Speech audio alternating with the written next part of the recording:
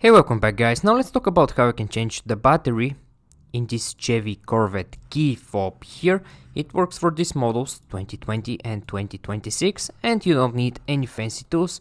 You just need only one battery like this 2450 and you can find this battery in the description and also a small flat screwdriver.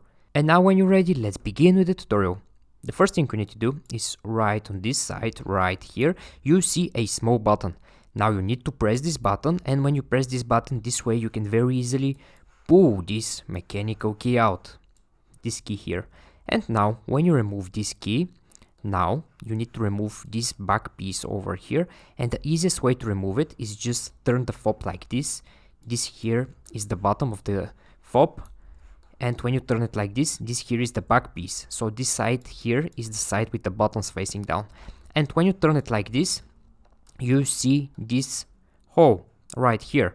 And now you need to take the mechanical key and only with the tip, insert the tip right in this hole like this, insert it and push inside, and when you do that you can very easily remove this back piece over here. It will just pop up.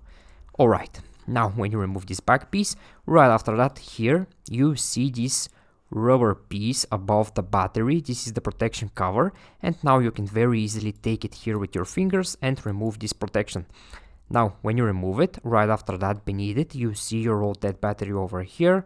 It's very easy. Now to remove the battery you can use the small flat screwdriver, insert the tip here and remove the battery.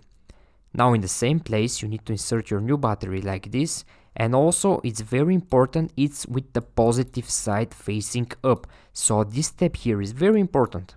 Now when you place your new battery over here, again align this rubber here perfectly, snap them together. Alright, and now it's time to take this back piece again and again align it perfectly. Everything have to match perfectly just like in the beginning, and just snap them together just like this here. Alright, and now when you do that, take this mechanical key and again put it back inside the fob just like in the beginning, and right after that your key will be ready. You don't need to do anything else after that, it will just work fine. Okay guys, I hope you find this video useful and take care.